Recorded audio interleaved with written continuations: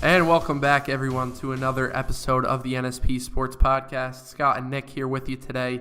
And as the NFL season, I guess you could say, is quickly approaching with the draft, the schedule is just released, and us being diehard Jets fans, we wanted to break down the Jets draft and the schedule coming out all in one episode just so we can give our thoughts on what we thought of it. Nick, thanks for being here today. Of course, it's our job. We have to report. We have one more week until the draft. Less than a week. We're excited, but we're also very nervous. Yeah, as I keep saying, the 5 minutes that the Jets are on the clock is going to be some of the most terrifying 5 minutes of my entire life. You never know what's going on in that war room over there. You'll never know. Nobody will ever know except for them.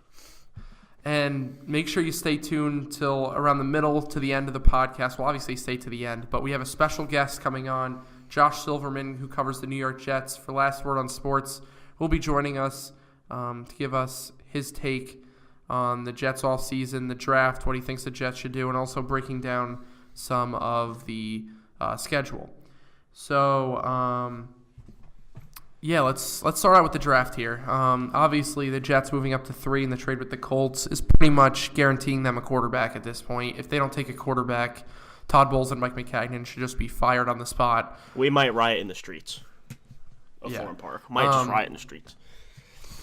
And if you listen to the last episode we did, you might have gotten the clue that me and Nick are very big Baker Mayfield fans. And we both think that the Jets should most definitely take him. Broadway Baker. But I guess let's go through some of the other scenarios because the Browns could be taking Josh Allen at 1 and say the Giants pass up on Sam Darnold at 2. Do the Jets really pass up Sam Darnold for Baker Mayfield at 3? Absolutely not. Sam Darnold, he's been projected to go number 1 this whole time, maybe besides this last week. For some reason, NFL scouts, maybe people in the Browns see Josh Allen as the number 1 option. I don't really buy that. I buy Sam Darnold as the number 1 quarterback, but I really don't see him getting past the Giants at 2 if he's available. For some reason, like I've been saying, if the Browns screw this up somehow and get Josh Allen, I don't think the Giants surpass on a quarterback, even though they do have other needs. They do like Saquon Barkley, but at the end of the day, if Darnold's available for the Giants, I think they'll take him. So I don't think he's going to get to 3 to the Jets. It would be surprising, and it would be a miracle if he did, because that's the guy everyone's wanted. That's the guy. That's the whole reason. Some of the fans of the Jets last year, not including us, believe us, we wanted the team to win last year. But some fans wanted to tank and suck for Sam. So for those fans, it'd be a dream come true to have Sam Darnold. But as the season progressed and we saw a lot more college football, me and you personally, Scott, we loved what we saw out of Baker Mayfield. Yeah, and especially, I guess you got to look at the Rose Bowl and what he did against Georgia. Probably the best defense in the entire country. And I forget how many points Oklahoma scored, but they scored up in the 40s. And you gotta look at also, maybe even a bigger game than that Rose Bowl, that win against Ohio State at the Horseshoe. Baker Mayfield. I mean, it was a revenge game from the year before. Ohio State beat Oklahoma on their home turf. So Baker Mayfield led the Sooners really, and of course planted the flag at the end of that game, which was controversial for many reasons. But I think at the end of the day, Baker Mayfield's the guy for the Jets. Of course, there's a lot of opinions out there. You also have Josh Rosen. You can't forget about him. Again, probably the most pure thrower in this draft this year. But there's not a lot of talk about him going number 1 or even number 2 to the Giants. Yeah, and personally, I'm not a huge Ohio State fan, so I started loving Baker Mayfield after he planted the flag. Oh, of course. In midfield. That was awesome. But that also shows that he just has the swagger to thrive in New York with the media and everything. Like, he's used to being in the spotlight. Yeah, they say that the so-called professionals say that Baker Mayfield has the it factor, and I only say so-called professionals because no one really knows where any of these guys are going until draft night. So, but I have to agree, Baker Mayfield has the it factor. He's got the swagger. He's got the attitude for New York. For the Jets, though. Yeah. If the Giants take Baker Mayfield, I will literally be heartbroken. I don't really see that happening. There's no way they take him. I don't think the whole persona of the Giants organization. They're very. I don't know how to put this. The Giants they're very old school. Let's put it that way. They want the pure pocket passer quarterback that's gonna just do their job and just be a role model for what their organization wants to be. I'm not saying Baker Mayfield can't be that, but I feel like he could be that for the Jets because the Jets, it sucks to say, but the Jets have always been the little brother of the New York football teams, and I think in an environment like that, Baker Mayfield can thrive because himself personally, he's been looked down as well because of his size. He's 6'1". People say he's 6 foot. I'll give him an extra inch. He's 6'1", and I feel that he's being overlooked somehow. I mean, I've heard also that, Cleveland has looked at him at one, but Cleveland's looked at every single quarterback in this draft. Yeah, I don't really think that Josh Allen or Rosen are the answers for the Jets because Allen's too much of a project quarterback. Some say it might even take him 2 to 3 years before he's really NFL ready. And Rosen, if you can't stay on the field, you don't have any value to an organization. I'm sorry, but if you can't stay on the field, then what? So what? You were the first overall pick or third overall pick or fifth overall pick. If you can't play, then you're just as relevant as Mr. Irrelevant in the draft. Exactly. I also feel that the Jets don't want a project quarterback. They've already drafted one a couple years ago in Christian Hackenberg. Obviously, he's not going to work out the way things are going. So the Jets don't need another project quarterback. They don't need another guy that's going to sit there for 2 or 3 years, not get any reps in camp or practice. With a full quarterback room already with Josh McCown and Teddy Bridgewater, and even the two quarterbacks that are still there, even though we anticipate Bryce Petty and maybe Christian Hackenberg as well being cut by time the week 1 comes around. Yeah, I don't even know if Bryce and Christian Hackenberg even make it through training camp. Because you already have... All right, let's assume that the Jets take a quarterback at 3. Obviously. You have 3 quarterbacks on the roster then with McCown, Bridgewater, and the rookie. You're not going to keep 5 quarterbacks throughout training camp. Also, you have to take into consideration the Jets took a flyer on Teddy Bridgewater. It doesn't necessarily mean they're going to keep him throughout the season. I think they will, just because it adds depth to the position. You always need depth at the quarterback position just in case something happens. But for some reason, if Teddy Bridgewater doesn't make this roster, even though he probably should, just it doesn't hurt the Jets to take a flyer on a guy like that. But at the end of the day, I think it'll be the 3 quarterbacks. It'll be McCown will be the starter week 1, Bridgewater will be the 2, and hopefully to be dressed will be whoever we draft in this draft. Hopefully it's Baker Mayfield, but if it's not, we'll support the guy no matter what. Yeah, that's definitely the case, and it doesn't matter even if they brought in, I don't know, some other journeyman quarterback. Like, we were on the fence about Josh McCown last year, and we ended up loving him. Oh, yeah. Just because of the passion that he played with, and you could tell that he really loves the organization. And personally, I think that Josh McCown, part of this contract that the Jets gave him is to introduce him in kind of being a quarterback's coach. That's the dream scenario, honestly, because Josh McCown is such a great football mind. I mean, we got to meet him up close in training camp when we went. We didn't really get to talk to him that much, but he seems like a humble guy. He's been around the league for a while. He's been to many different places, but I've also heard that he said at the end of the season he wouldn't want to be anywhere else. He loves this locker room. It's the best locker room he's ever been in, which is surprising because the Jets had a lot of guys last year, like Muhammad Wilkerson and Sheldon Richardson, that were toxic in the locker room. Yeah, and you could see it too. I think it was the Denver game when he got hurt and was out for the rest of the year. he cried in his press conference because his season was over and he just wanted to be out there with his teammates going to battle every week.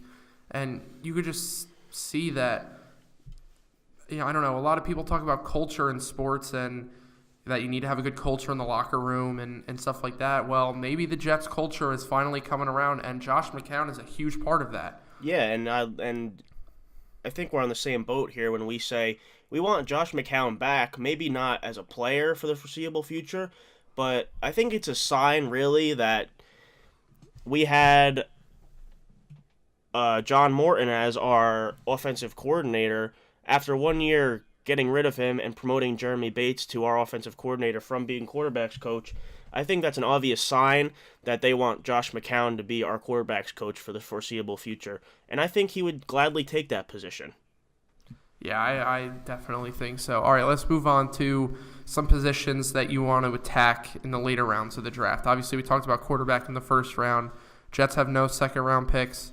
So 3rd, 4th, 6th, and 7th, I believe they have. I don't think they have a 5th-round pick either. Let me check. I'll get on that real quick. But what are some of the positions that you want to see the Jets attack in the later rounds? I'd like to stay on the offensive side of the ball for 1 minute before we go on to skill position players. I'm sorry. I think the Jets need a tight end. Austin Seferian-Jenkins, I think, is going to be a bigger loss than people are anticipating. He was one of our top targets last year, and I think they're going to miss that big target in the red zone. I think because the Jets don't have any second-round picks, I think they miss out on Mike Gesicki from Penn State, unfortunately. But I think a guy like Mark Andrews, who was actually Baker Mayfield's teammate at the University of Oklahoma, can be a good option for them. He's a bigger target, and he has size, and he can really go and really be a vertical threat down the field, as we saw in his Oklahoma film. Yeah, and bringing in a quarterback and a tight end combo from the same school, that could only help both of them in learning the playbook. They already have that chemistry together. And Jordan Leggett, I think the only tight end on the Jets. I also have a kind of a dark horse here, but being a Michigan Wolverines fan, I was able to see this guy up close a couple times a year, and that's Troy Fumagalli, the tight end from Wisconsin. He's I think the season last year, 46 receptions, 547 yards, and 4 touchdowns. Those numbers don't astonish you, but watch the game tape of Fumagalli. He's a more athletic tight end. He looks more of like a hybrid wide receiver kind of thing. But that's just kind of a dark horse for the Jets at the position. So either Mark Andrews, I think the Jets are way out for Mike Gesicki. I don't think he drops to the 3rd round. So either Mark Andrews or Troy Fumagalli for me at the tight end position. Yeah, and there's also another guy from, I want to say like South Dakota State or something like that. I don't know, I forget. If you go back to my mock, I had him in the 1st round, I think maybe going to the Saints. Dallas Gobert? Yeah. Godert, sorry. Yeah, whatever his name is. Mm-hmm. He's also borderline 1st, 2nd round pick. So, I personally think that tight end's a great position. Going back to what we said before, what other positions than tight end do you want the Jets to attack in the later rounds? I think they need some offensive line help as well. You can never have enough depth at the offensive line. Although the guards and centers, it's not a deep draft when it comes to the offensive line because there's so much depth at other positions as well. But I think you have to go with Rankin at a Mississippi State. He's projected to go 2 to 3. Again, another guy you watch some game film on. I know guards and centers and offensive linemen in general are not sexy positions, I guess. Everybody wants the skill position players, the quarterbacks and the linebackers and the big hit kind of players that'll turn around your franchise. We saw the Jets years ago drafting 2 offensive linemen by the name of DeBrickashaw Ferguson and Nick Mangold, and those guys were starters all their years and were Pro Bowl type players. I think the Jets can find quality depth at the offensive line. Yeah, And I did check the draft picks, and they have 1, 3, 4, 5, 6, and 7. So the only round they don't have a pick in is the second round. Yeah. You look at Tom Brady, he was a 6th-round pick. You can find a gem down in the later rounds. Mm-hmm. What do you think? I don't know. I think the Jets need defensive line. The inability, I think, on this roster to kind of get to the quarterback needs to be addressed. Obviously, Leonard Williams is around, but ever since Damon Harrison left, he hasn't been the same kind of guy. And I don't know, maybe the signing of Jonathan Hankins, if the Jets do in fact sign him, maybe that could open up the outside a little bit because of a big body like his to stop the run and get to the quarterback up the middle. What do you think about outside linebacker? Do you think we need some help over there? I do think so because Lorenzo Malden was out the entire year last year with an injury. Dylan Donahue with his legal troubles and the DUIs. I do think that there's some help needed at the outside linebacker position. I know this name has been thrown around a lot. And this guy, according to draftanalyst.com, projected to go 5th or 6th round. I think this guy is way overlooked for certain reasons. Shaquem Griffin is a great talent. You cannot deny that. Shaquem Griffin, why not take a flyer if you're the Jets on this guy? I don't see any reason why not to. Yeah, I agree. I mean, you could see in the combine, it doesn't matter if he has one arm or two. He's still a freak athlete, and he probably has some sort of talent that could be used at the NFL level, whether it is special teams or on the outside in the linebacker core. I think that he could definitely be a piece in the Jets defense, especially, I mean, you don't want to look at it from a marketing standpoint or a publicity standpoint, but it'd be pretty cool if you had a guy with one arm starting at outside linebacker for you. Yeah, and I think that's why a lot of teams are going to pass on this guy because they're scared of what they're scared of what kind of attention he's going to bring. I don't think that'll be an issue at all. I think everybody's going to look at him as a type of player that can play. I mean, this guy has shown it. He's battled through this and has overcome something like this. The guy can play outright. Yeah, definitely. Obviously, some other positions to look at, like you mentioned, tight end, offensive line. The Jets always need help there. Maybe some secondary depth, that corner. But other than that, I think that maybe another middle linebacker too. Get another young guy in behind Darren Lee and Avery Williamson. But I think that the Jets have decent depth at wide receiver. Running back, they're perfectly fine with. They sign running backs left and right now. So that kind of takes out the question of will they draft like a guy like Nick Chubb in the later rounds. So, all right, we're going to take a quick break here on the NSP Sports Podcast. Coming up, Josh Silverman covers the New York Jets for Last Word on Sports. We will have him on the show giving us his thoughts on everything Jets in the offseason. Don't go anywhere. We will be right back. You're listening to the NSP Sports Podcast here on YouTube. And welcome back to the NSP Sports Podcast. We are now joined by Josh Silverman, who covers the New York Jets for Last Word on Sports. Josh, thanks for joining us. Scott, very happy to be here. Schedule release today, draft in a week. What better time to talk? Yeah, so let's start out with the Jets offseason. What did you take away from that offseason? Obviously, bolstering the secondary with Tremaine Johnson, kind of also bolstering linebacker with Avery Williamson. Just initial takeaways from what they did. Yeah, I was very happy with the way they spent their money. I think Tremaine Johnson will be great. I think Terrell Pryor should have a bounce back year. I was a bit surprised that he wasn't really able to do much in Washington, especially after seeing some clips of him in training camp. So I'm excited to see what he's able to do. I wasn't a huge fan of the Bridgewater signing. I don't know what their goal is with that. I think we'll have a little more clarity after the draft, although, they most likely are going to pick a quarterback, and they are going to keep McCown. He's a great locker room guy. $10 million is really not too much for him. So I don't really know what the goal is with Bridgewater, but other than that, I was really happy with the signings. I think the last 2 years after they purged the roster of these veterans, I think they've shown a willingness and an ability to rebuild in the correct way. Yeah, and you mentioned like how Josh McCown is a great locker room guy. Do you see him?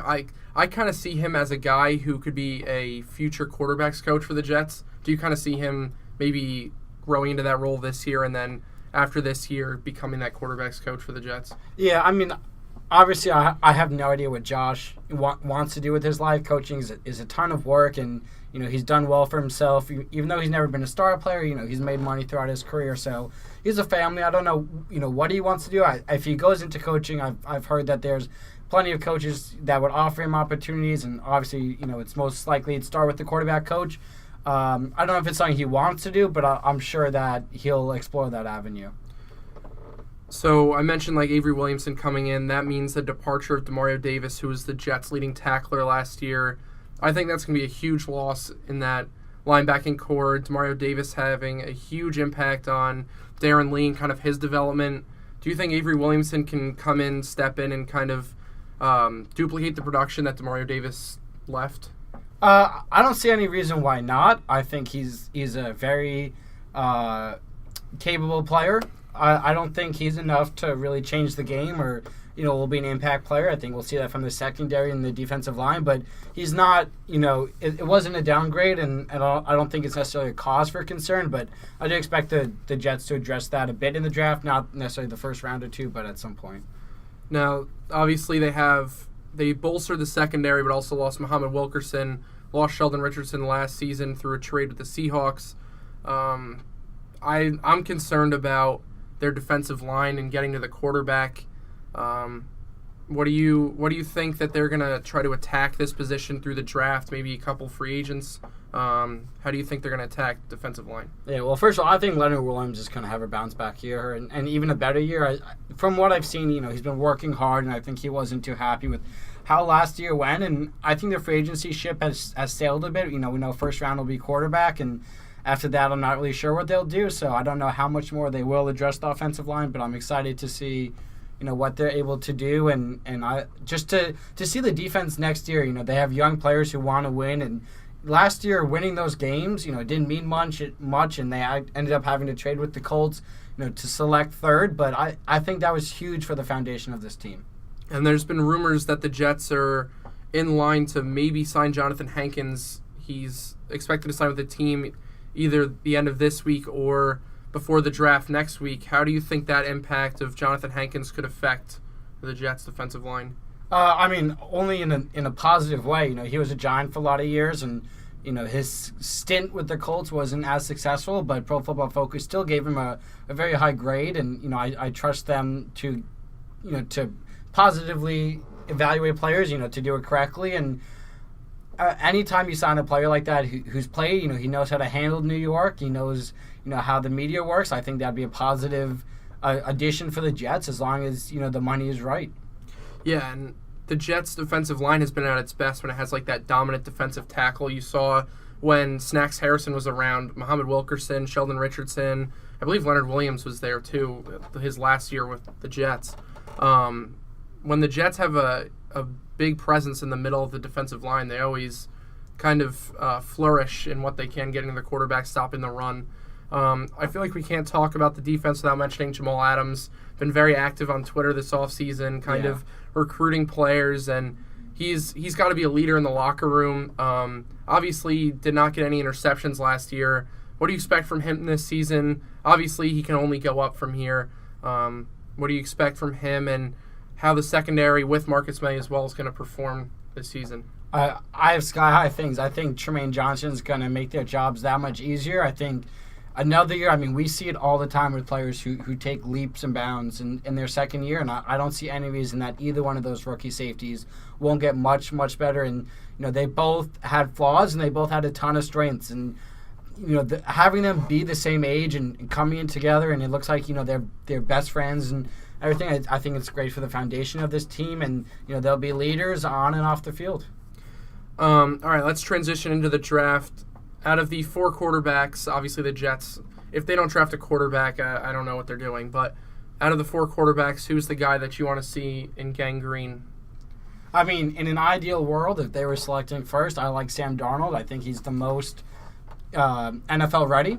I'm not a professional scout or anything. What I've seen with my own eyes and read from people who get paid to do it, he looks like the most NFL ready and best to handle it. Second would be Josh Rosen.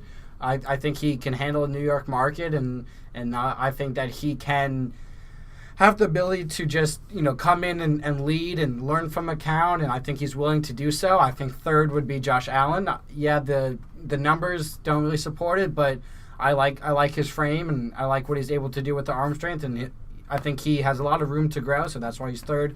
Fourth is Lamar Jackson. I think he's, I wouldn't select him at third, but he's someone that I rank him as the fourth, and fifth is Baker Mayfield. I mean, he came out today and said he's prioritizing which playbooks he wants to learn based on who he thinks is going to draft him. He just seems too Johnny Manziel-like for me, and it might be me, being too cautious or whatever. But when you're selecting third overall, that doesn't come very often. I think you have to go with the player that you're most comfortable with. See, we highly disagree on this because I'm a huge Baker Mayfield fan. I want to see him being selected by the Jets at the third pick. I just think that the comparisons to Johnny Manziel is just going to motivate him even more. And I think Baker Mayfield, all the hurdles that he has gone through with being a walk-on at Texas Tech, Texas not even wanting him, and then just only getting better at Oklahoma, I think that he could do wonders, especially in the New York market. He already has like that swagger. He's used to the spotlight. Some guys even say he's the best quarterback prospect out of the 4 or 5, if you want to put Lamar Jackson in there. But it's no doubt that every single one of these quarterbacks has some sort of flaw coming out of the draft. I agree, and I think that's why this draft is going to be so. I can't remember this much anticipation really for a draft, and you have 2 New York teams selecting, second and third, and I think that this draft will shape the NFL for the next 5 to 10 years. I really do. All right, let's talk about maybe some later round picks. Who do you want the Jets to or what positions do you want the Jets to target? So obviously they don't have any second round picks because of the trade with the Colts move up to 3. Third, fourth, 6th, and 7th, I believe they have. What positions do you want to see them attack in those later rounds? Yeah. Offensive line is something I would like to see. I think running back is probably set because if you're going offensive line in the third round, there's no point in really selecting another fourth-round running back after they selected Elijah McGuire last year, who showed some potential. So the rest is just defensive line and linebackers. Maybe you want to select a corner in the 6th or 7th that you think has a high upside or a receiver, but I think the receiver room is going to be packed, especially if they do look at Des Bryant or Brandon Marshall, who was just released by the Giants. So, that room, the receivers, I mean, they have so many right now, and they have the 2 rookies from last year. So for me, the rest outside of offensive line would be, linebackers and just the rest of the defense. Yeah, going back to the wide receivers, I feel like a lot of people are kind of underestimating the talent that's in the wide receiver room. I mean, you don't know what you're going to get with Robbie Anderson through his criminal record, right. Quincy Enunwa coming off the injury. I think Terrell Pryor personally is going to have a huge year. You mentioned it too. Right, I agree. He has a lot to prove. He's going to have probably a veteran quarterback in Josh McCown throwing him the ball. And you have Ardarius Stewart and Chad Hansen. And you still have Jermaine Kearse. And that too. And in small sample sizes with Hansen and Stewart, you didn't really see much, but there's definitely potential there, and the Jets see potential because of their draft positions this year. Where do you think the Jets wide receivers kind of rank in the NFL? I think that they're personally an above-average wide receiver core. Yeah, for me, I have to see how Enunwa does when he comes back. I have to see how the rookies from last year do. I would say that Jermaine Kearse and Terrell Pryor are an average receiving core. With those parts could put them above average, but I'm not ready to declare that yet. I have to see how that goes. I was fooled totally by Terrell Pryor last year, and so I don't know. I have to wait and see on that one, but I'm excited to see what they can become. All right, let's move on to the schedule release. It was released a little early, so we have the probably real schedule in front of us.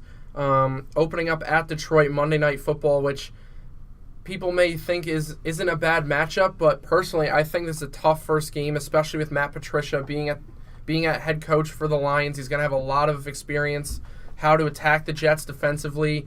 Initial thoughts on the schedule: open up in Detroit, end with New England. I think the last 3 games, Houston, Green Bay, and New England's a tough way to end the season. Yeah, I mean, I agree with everything you just said. You want the last 3 games, you want to look at it and be able to think positive, and I think the organization might have a tough time with that. Obviously, injuries play a huge part in it. Last year, Green Bay at the end of the season without Aaron Rodgers was basically toast. So it's tough. I mean, Cleveland, you think, winnable game, but you don't know with Cleveland. Again, it's hard to do all this before the draft, and it's hard to really know before the season starts. I thought Cleveland was going to be a lot better than 0-16 last year. Not 10-6, but maybe 6-10. And I don't like that the primetime games are wet. I don't like that they end with those 3 games. I like that the bye week is week 11, and then the next week is the Patriots. I think that is very helpful, but it's definitely not an easy schedule. But it's the hand that they were dealt. Yeah, and then you kind of have week 4 jumps out at Jacksonville, AFC Championship team last year. Week 7, Minnesota comes to town. Kirk Cousins comes to MetLife to face the Jets. That'll be an intriguing matchup. And then you have the likes at Chicago. That should be a winnable game for the Jets. But overall, I don't think the schedule is too bad, but the last 3 games make it seem a lot worse than what it actually is, I think. I agree. I think there's parts that people will look at and be scared, and that will make them kind of, quiver a bit, but I don't think it's not unmanageable, There's nothing that, obviously, you can't influence it at all, and it's what they'll have to do. They'll have to overcome it. Yeah, do you think that this team, barring a quarterback controversy as in McCown and Bridgewater get hurt in training camp, and the rookie, whoever it may be, coming in has to play week 1, do you think this team can compete for a wild card spot? It's actually funny. Unless Bridgewater really takes a step forward or the rookie comes in and plays really well, I don't see McCown leading this team to a wild card. I think they're still a year away from that. I mean, they won 5 games last year, so I don't think 7 is unreasonable, which would, I guess, technically put them in the race. But I don't see them finishing 500 if McCown plays, or above 500 if McCown plays all 16 games. I think it would have to take something a little more.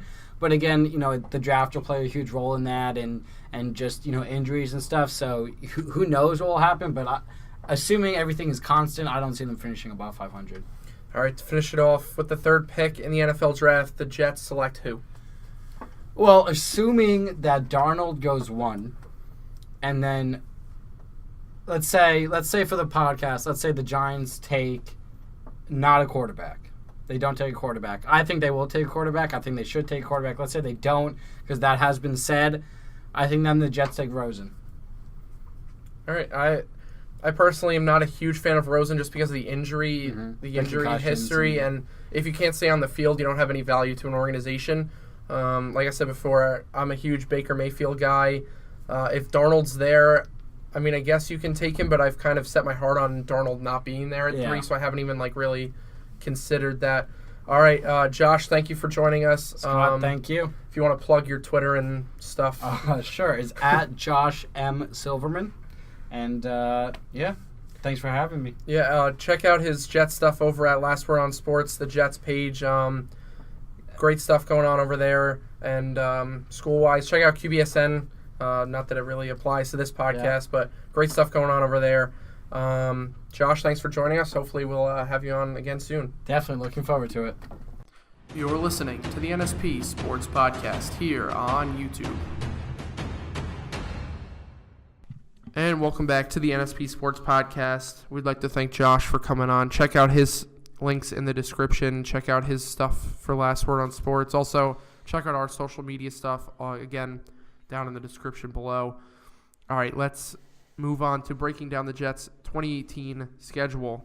Schedule came out yesterday, Thursday, and surprisingly, Jets open up in prime time, week 1 in Detroit, Monday Night Football. Yeah, it's definitely surprising. It was definitely surprising to us because we didn't think the Jets would have a lot of primetime games this year, but there's a rule that every team has to have one, and we have 2 in the first 3 weeks. So 3 games, I think in 11 days, I believe, something like that. So coming out of the gate, the Jets are going to start out with a challenge. Yeah, it's like 3 games in, 10 days or something 10 like or, that? 10 or 11 days, something like that. Which is definitely a tough way to start. Yeah. The Lions definitely going to be a tough matchup. The Dolphins at home, I think, is a winnable game, especially coming out home opener. Everyone's going to be hyped up, especially will be with a new rookie quarterback. Probably won't be playing, but, new secondary. Jamal Adams is becoming a megastar, not Father only Jamal. for his play, but, with his personality. And maybe even Teddy Bridgewater starts. Can you imagine the buzz for the Jets on a home opener if Teddy Bridgewater is the starting quarterback? Maybe. then- You never know, because something could happen. I believe Josh McCown will be the starter to start the season, but you never know. So something could happen. We hope that nothing happens. We like Josh McCown. We like the kind of player he is. We like the guy he is off the field as well. But you never know. The Jets could go in a different direction. They could surprise you, and maybe Teddy Bridgewater wins the job coming out of training camp and starts the season.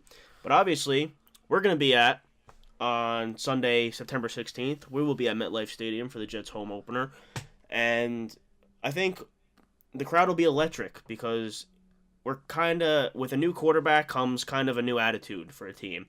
And every time you add in new players, it brings in some fresh blood, and it gets the people excited, especially for the first home game of the year. Yeah, especially division rival, too, Oh, yeah. like the Dolphins. We always want to beat the Dolphins. And, You remember opening up last year? We were there. The crowd, the place was nuts. yeah. And even that was when the Jets were projected to go 0-16. And it was a Dolphins game, division rival. Any divisional game, no matter how bad you are, is always going to be a great atmosphere. And then another interesting game in Week 3, Browns in Cleveland, Thursday Night Football. Everyone's going to look at this game and be like, the Browns?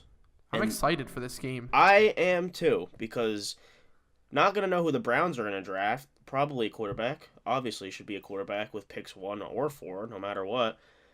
But here's the thing you got to look at, too. If the Browns end up with Saquon Barkley,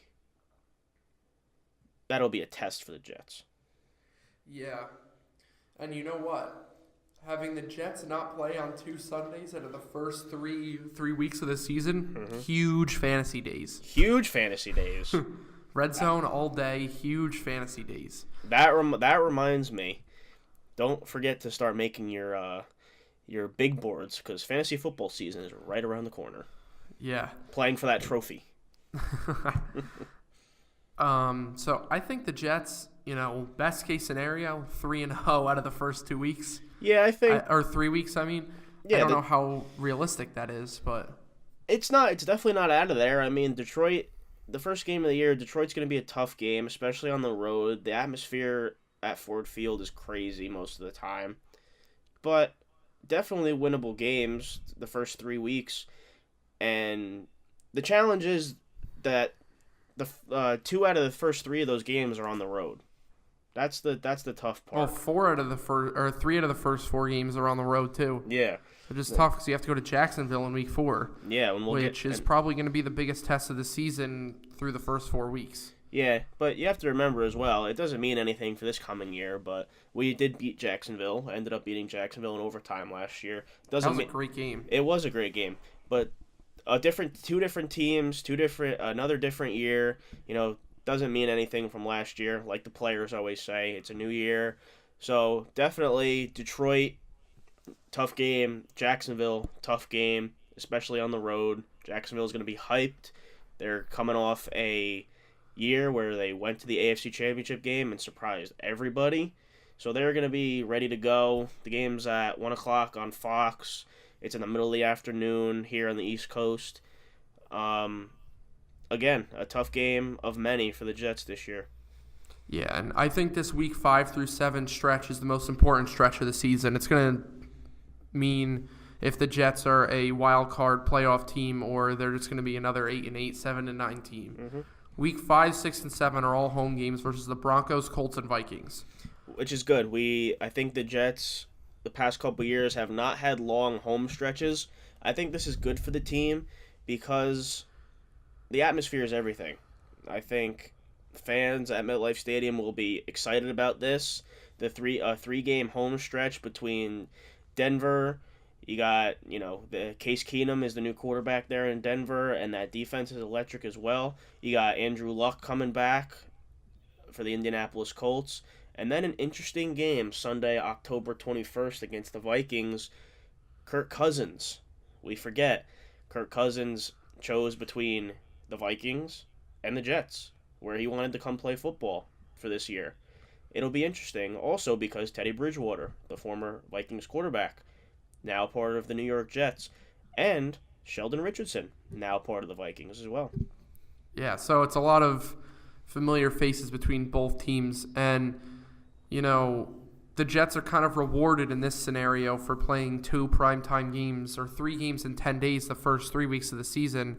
They get to stay at home for 3 straight weeks, 5, 6, and 7. Mm-hmm. So I think that, yes, you're playing 3 games in 10 days, which hopefully doesn't mean a lot of injuries. You're not playing any huge teams, you're not playing a lot of physical football against the Lions, Dolphins, and Browns. The Dolphins game can get a little physical because of division rival. Mm-hmm. But the Jets, I guess, kind of get rewarded if you want to put it that way. Yeah, and even, we'll get to that. They have a late bye this year. I think it's week 11 bye week, I believe. Yeah, a week 11 bye week, which is pretty good considering the toughness of the schedule the first half of the year. And we'll move on here. We talked about the Vikings. So then moving on, Sunday, October 28th, 1 o'clock, CBS, the Jets go to Chicago to play the Bears. This game's kind of interesting. This game should be very winnable for the Jets. I think that, I guess I can't really call it a very important game, but I feel like every game is very important. Mm-hmm. This is about the halfway point of the season, or it'll be the halfway point of the year for record-wise. Mm-hmm. And this could be a huge swing game between maybe a 5-3 start and a 4-4 start, or a 3-5 start and a 4-4 start. It's a big difference between those 3 records. Yeah, it makes a lot of difference, especially which direction the teams are going to go in. Whether the Jets are going to be buyers or sellers let's say at the trade deadline or something. Even though the NFL is not really a huge deadline kind of league, you never know. Things could change.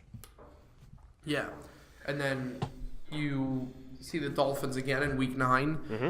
and then you see the Bills in Week 10 for the first time in the year. Those dreaded Buffalo Bills. Yeah, the Bears game is a huge game for the Jets. Need a win there. Then you go to Miami, which usually the Jets, it's a pretty tough place to play. Mm-hmm. You saw last year the Jets blew a 14-point lead in the fourth quarter in Miami. Always important to win on the road in the division. Yeah. And then you have the Bills, that's the game that precedes the bye week. You want to go into the bye week feeling good about yourself. If you go into the bye week kind of down on yourself, especially losing 2 straight games against the division rivals, the season's kind of over at that point. And then coming back from the bye week, fresh, ready to go against the Patriots at the stadium. See, I like how the Jets get the Patriots right after the bye. I do too. Love that. It allows the coaching staff to kind of think of a really good game plan on how to defeat the Patriots. All I'm going to say is if Gronk is playing, Father Jamal better show up and be on him. Yeah, and hey, maybe he'll even be hurt. I'm not wishing that he'll be hurt, but you never know. He seems to always pick up some little injury in the later half of the year. Or he could not be a Patriot at all with these trade talks that are going on. Don't read too much into it, but don't be surprised if it does happen, but also don't be surprised if it doesn't. Yeah, and this last kind of 6 weeks of the season, there's a lot of potential playoff teams in this little pack. Mm-hmm. You have the Patriots, the Titans, who were in the playoffs last year, the Texans, who are always around there, especially with Deshaun Watson coming back off the torn ACL. And then you have the Packers, who are most definitely going to be a different team with Aaron Rodgers hopefully staying healthy for them. Yeah, definitely a tough time after the bye week. Like you said, the Patriots, always a close game. The Jets are always in it against the Patriots, maybe besides in the fourth quarter, but hopefully things will start changing and going our way. The Titans are a team on the up and up. Marcus Mariota, and that Titans team, they're really going on the upward scale. It's a 4:05 game, not our favorite kind of games, later in the afternoon, and on the road as well. Another tough environment to go to in Nashville, and then as we get deeper into December, the Jets going to Buffalo in December. So what Tough. does that mean to you? That might mean snow. Yeah. And you saw what snow did to the Bills-Colts game last year where literally no one could move the ball. I think the Jets won't. I think the And the Jets. last time the Jets went to Buffalo in December, I think was 2015. And we all know how that ended. Yeah, let's not go. The past is the past for a reason, my friend. Yeah. But like I said, Kemba Pumpkins, we'll never forgive him. yeah, the Jets. I don't think the Jets would struggle as much in the weather as the Colts did in December in Buffalo because the Jets are a cold weather team, and obviously we look Don't play in down. a dome. We look down upon dome teams in this league because for reasons God only knows. But yeah, Buffalo tough in the beginning of December, and then Houston comes to town on a Saturday at 4:30. Could be on the NFL Network, like you said. Could be a primetime game as well. Yeah, and for the Jets to have 3 primetime games, especially if that game's going to be primetime, it's probably going to mean that the Jets and the Texans are both in the playoff hunt. Yeah, and it wouldn't surprise me if Houston's going to be in the playoff run because I think Deshaun Watson's going to come back determined and fired up, ready to go. Of course, the Texans will have J.J. Watt back. He's a Defensive Player of the Year candidate every year, and even an MVP caliber all-time player, in my opinion. Yeah, that would be great to see a Week 15 game in prime time for the Jets, to get it to flex, to have the NFL flex it to 8:20. It would be awesome because that would mean that the Jets are playing important football in December. Yeah, and that's what we want as Jet fans, obviously. We want them to play important games at the end of the season because the past couple years, besides 2015, the past 2 years, we have played games late in the season, and we really don't care about them. Yeah. Hey, but also, if the Jets are out of it and they're not playing great football after the bye week, that could be the beginning of hopefully the Baker Mayfield era in New York. Hopefully, maybe even sooner. We will see. Boomer sooner. I see what you did there. And so the final 2 weeks of the season, this could make or break really the Jets right here if they're on the cusp of a wild card spot or a playoff spot in general. Against the Packers, the few times the Jets have played the Packers, when history speaks, the Jets lead this all-time series 8-4. So these teams don't really play a lot. Yeah. Obviously, NFC North, I don't know how many years in between you see an NFC North team. When was the last time the Jets played the Packers? It was back when Geno Smith was around, because didn't the Jets beat the Packers in Lambeau? Yeah, I think so. I think it was something like that. I remember Geno Smith was still playing, and I think the Jets came out to like a really strong start. I want to say they were up 14-0 or something like that. Then obviously, in Geno Smith ways, the game got a lot closer. I remember it was a really good game. I think the Jets won in Lambeau, but I'm not positive. They might have. I'm not 100% sure about that. And it's weird because all the times the Jets have played the Packers, it's been somewhat of low-scoring games. Yeah, and I'm trying to see, when was the last time? The last time we played It was 2014, and the Jets won 31-24 in Lambeau. Oh, I guess, okay. The game I was thinking of was 2010, Week 8. The Packers beat the Jets 9-0. So I guess... No, the Jets won. Oh, no, did they? Oh, no. Wait. Oh, never mind. The Packers won 31-24. Yeah. Against the... I thought I was on the Jets, matchup-wise of this. Yeah, the Jets the last three games against the Packers, the Jets have lost. So, not a great sign we want to see. They lost 38. Oh no, They beat the Packers in Week 13 of 2006, 38-10. Packers beat the Jets 9-0 in Week 8 of 2010, and then most recently, 2014 in Week 2, the Jets lost to the Packers 31-24. Yeah, so, hey, this Packers team is probably, I don't even know, it's probably not as good as it was in 2014, but the Jets also probably aren't as good as they were in 2014. Not saying that they were any good in 2014 with Geno Smith at quarterback, but and then obviously the perennial Week 17 game, New Year's Eve in New England against the Patriots. It always seems like we play the Patriots Week 17, especially on the road. Previous 3 games against the Patriots, not pretty. 2016, Week 16, 41-3. Oof. Week 6, 2017, 24-17. Most recently, Week 17 last year, Jets lost 26-6. Yeah. And, some significance of this game. Will this game be the last regular season home game of the Brady-Belichick era? We can only hope. And the Patriots aren't going to lose if it is the last regular season home game.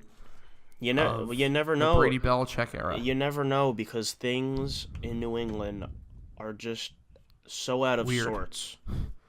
Yeah. So out of sorts. Would you trade a loss in this game for the Brady-Belichick era to be over? Absolutely. No doubt about it. I think I would too. Even if it was in a heartbreaking way, like let's say the Jets are in the hunt, like really in the hunt, and it comes down to that Week 17 game against the Patriots. If it meant Brady and Belichick being gone next year, I can't say that I wouldn't be happy about it. Obviously, we as Jet fans are hungry to get back to the playoffs. It's been what? We need playoff football in New York. It's been what? How many years? 9 years, maybe? 8 years? Since, whenever the last AFC Championship game was, I think. It's been 9 years. It's time for us. Yeah, it's got to happen soon. And especially for Todd Bowles and Mike McCagnon for their jobs, it's got to happen soon. And, again, to go back to the draft in less than a week away, the bottom line, the Jets have to pick the right guy. If they don't, McCagnon and Bowles are done. And whoever comes in, no matter what, any coach that comes into New York, whether it's the Knicks, whether it's the Jets, the Giants, the Nets, any team in this area, there's always pressure to perform in the big city. Yeah, most definitely. All right, final thoughts. Give us a record that you think the Jets will have this year. I will give you my worst and best case scenarios. My absolute worst case scenario for the Jets this year. Looking at the draft this year, who I think they're going to draft, Baker Mayfield. The schedule, at absolute worst. This Jets team goes 6-10. At the absolute worst. Now the best case, and miss the playoffs, obviously. The best case scenario, we know what the best case scenario is to win the Super Bowl. But we're a little while from that. This schedule is tough, but this team that's assembled, we can't forget about the free agents that the Jets have acquired, like guys like Tremaine Johnson, Avery Williamson, and other guys like that on both sides of the football. They will make their impacts known. And this group is one that wants to play for each other. We saw that last year, and it's only going to get stronger this year, especially if the Jets bring in that ball of fire from the University of Oklahoma, that quarterback Baker Mayfield we know. Best case scenario, the Jets go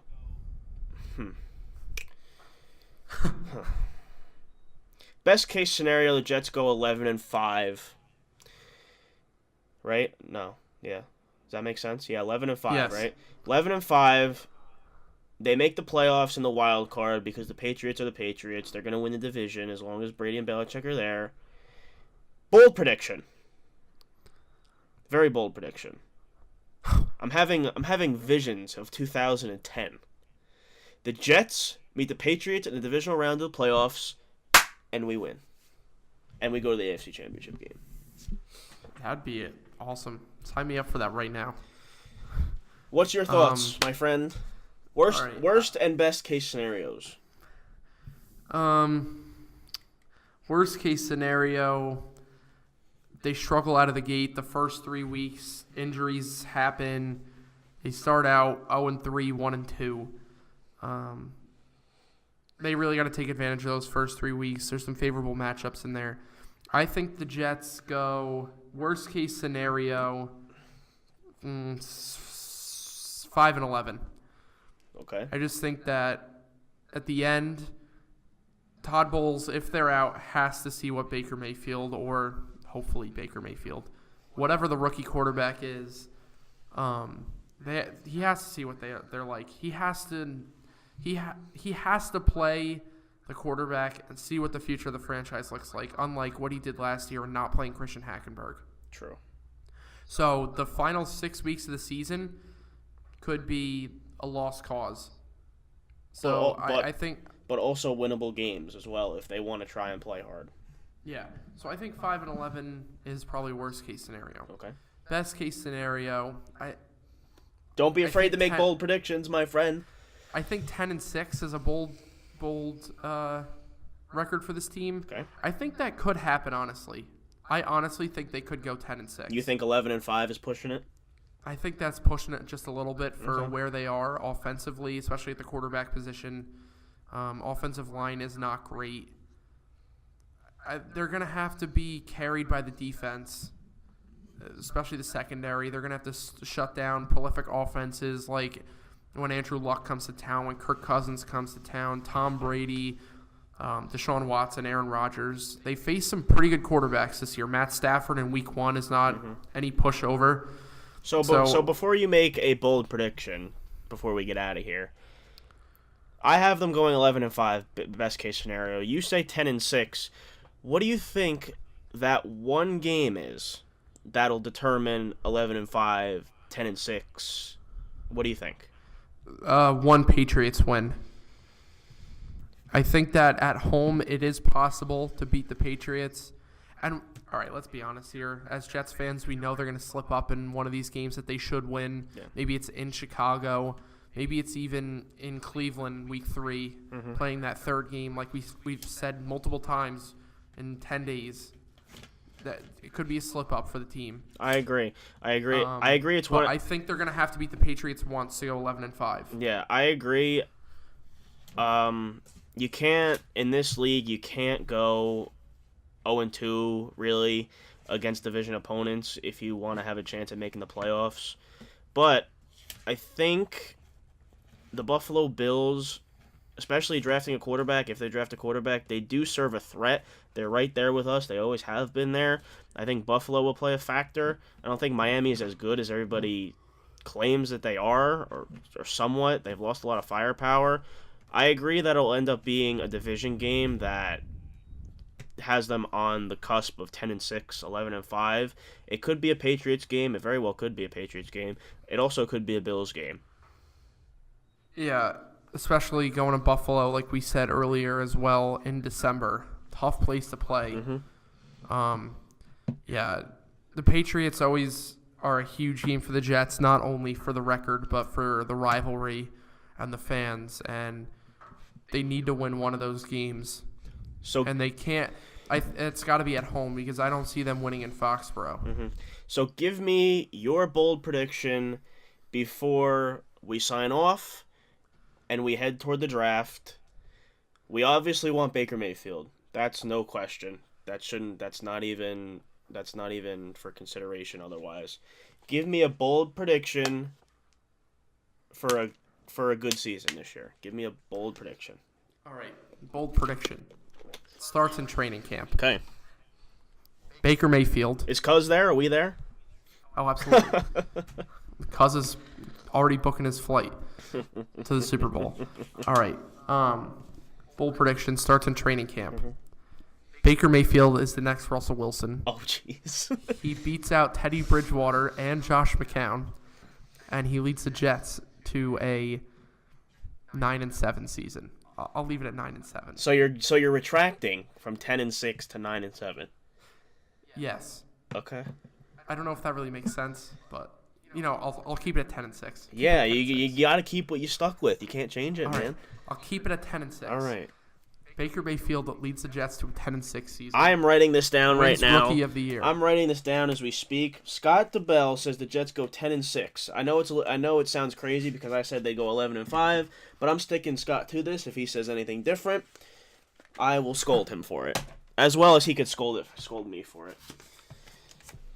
Hey, I'll be if we're better than 10-6, don't get me wrong, I'll be jumping for joy. Oh, absolutely.